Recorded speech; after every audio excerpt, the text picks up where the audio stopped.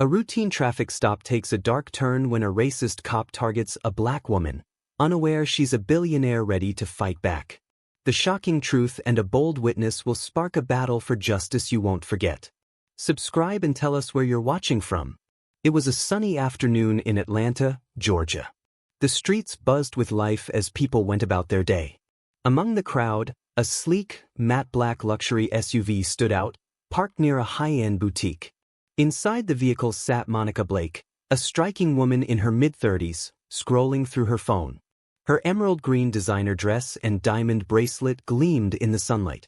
To anyone else, she was just another wealthy shopper. But to Officer Mark Harris, she was something else entirely. Mark had been patrolling this area for years. He was known for being tough but had a reputation for making snap judgments about people who didn't fit his idea of who belonged in the neighborhood. When he saw Monica's car, his gut told him she was trouble. He didn't know her, but he didn't need to. In his mind, she didn't belong here. Mark pulled his patrol car behind the SUV, turning on his lights. Monica noticed the flashing lights in her rearview mirror and sighed, placing her phone on the passenger seat. She had dealt with this before. Adjusting her sunglasses, she rolled down her window as Mark approached. "License and registration," Mark demanded, his voice cold and sharp. Monica looked up at him calmly. "May I ask why I'm being stopped, officer?" "You were parked illegally," he snapped, even though the car was perfectly positioned in a legal parking spot. Monica's eyebrows raised slightly. "I'm certain this is a legal spot," she said, her voice steady but firm. "Perhaps you're mistaken?" Mark's jaw tightened. He didn't like being questioned, especially not by someone like her. "Step out of the vehicle," he ordered. Monica hesitated, her instincts warning her this wasn't just about parking. But she knew better than to escalate the situation. Slowly, she opened the door and stepped out, her heels clicking softly against the pavement. She stood tall, her confidence unnerving Mark. "What's in the car?" he asked, glancing at the expensive handbag and shopping bags in the back seat. "Where'd you get all this?" Monica folded her arms, her expression unreadable. "Is there a reason you're asking me this?" Mark smirked, his tone dripping with condescension. "It's not every day we see someone like you driving a car like this around here. You sure everything in there is yours?" Monica's patience was wearing thin, but she kept her composure. "Everything in that car is mine. If you have any doubts, you're welcome to check the registration." Mark didn't bother responding. Instead, he started searching her car without asking for permission. Monica's heart pounded, not from fear, but from anger. She knew her rights, and this was a clear violation. Still, she stayed silent, knowing this wasn't the time to argue. As Mark rummaged through her belongings, a crowd began to gather. People whispered among themselves, some pulling out their phones to record. Monica noticed the onlookers but didn't let her expression falter. She knew this was bigger than her. Mark finally pulled out a small velvet box from her bag. He opened it to reveal a sparkling diamond necklace. He held it up, his eyebrows raised.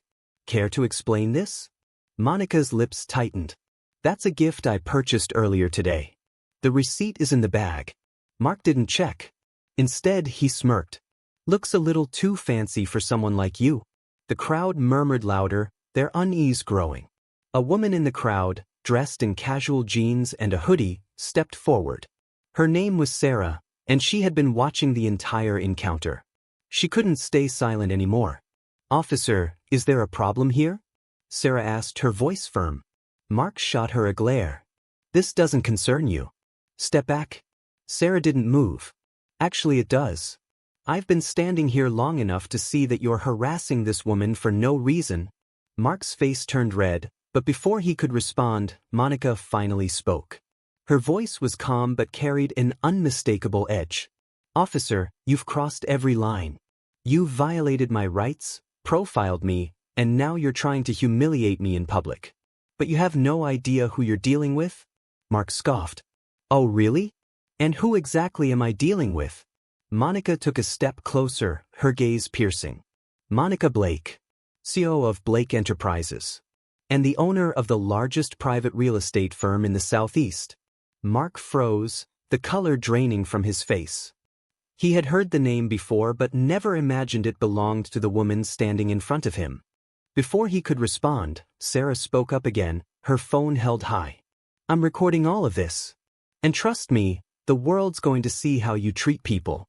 The crowd murmured in agreement, their phones pointed at Mark. His confidence crumbled as he realized the situation was spiraling out of control. Monica didn't wait for him to recover.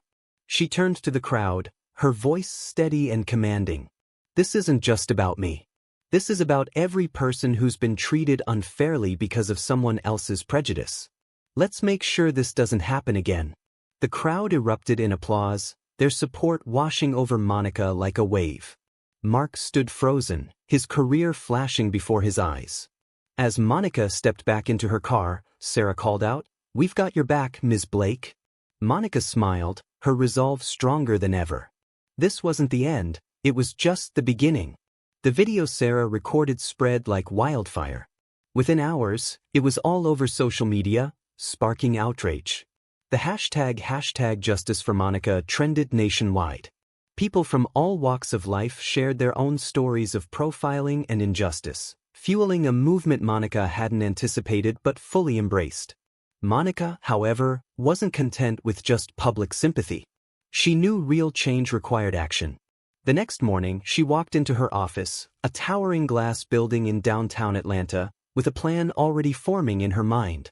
Her legal team, some of the best in the country, was ready and waiting. "File a formal complaint against Officer Harris and the department," Monica instructed her team. "We're not just going to fight this in court. We're going to demand systemic reform." Her team nodded, already drafting the necessary paperwork. Monica didn't just want an apology, she wanted accountability. Meanwhile, at the police station, Officer Harris sat in a conference room with his superiors. The video had reached the department's leadership, and they weren't happy.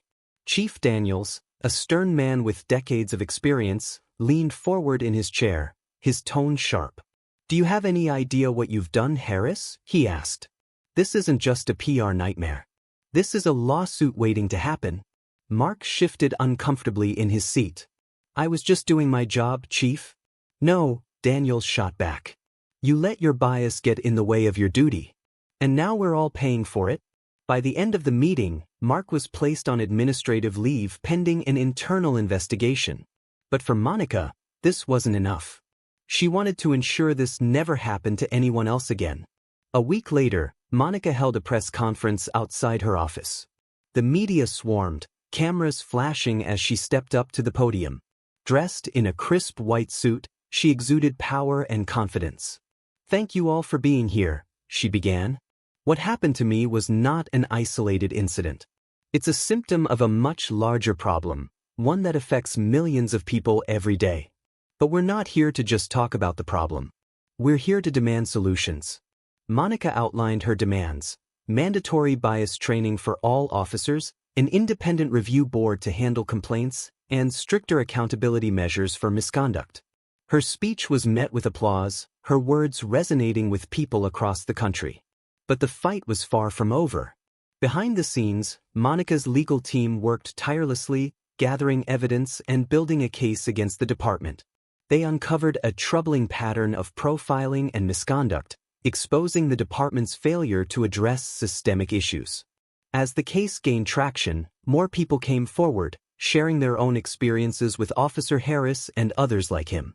The evidence was overwhelming, and the pressure on the department grew.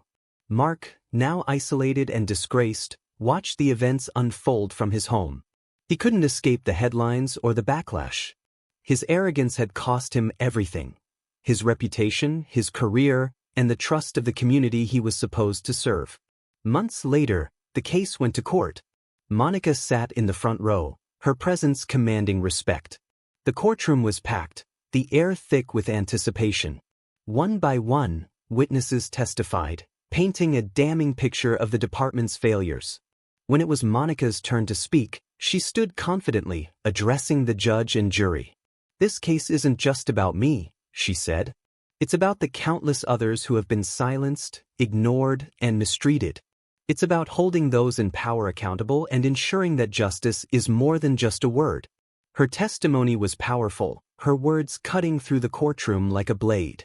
By the time she finished, there wasn't a dry eye in the room. The verdict came swiftly. The department was found liable for systemic misconduct, and Officer Harris was officially terminated. The court ordered significant reforms, including the changes Monica had demanded. Outside the courthouse, Monica addressed the crowd that had gathered. "This is a victory," she said, her voice steady. "But it's just the beginning. Change doesn't happen overnight, and it doesn't happen without all of us. Together, we can build a system that serves everyone equally." The crowd erupted into cheers, their voices echoing through the city. Monica smiled, her mission far from over. She had turned her pain into purpose, her struggle into strength. And she wasn't done yet. As she walked away from the courthouse, her phone buzzed with messages of support. She knew the road ahead wouldn't be easy, but she was ready. This wasn't just her fight. It was a fight for justice, for equality, and for a better future.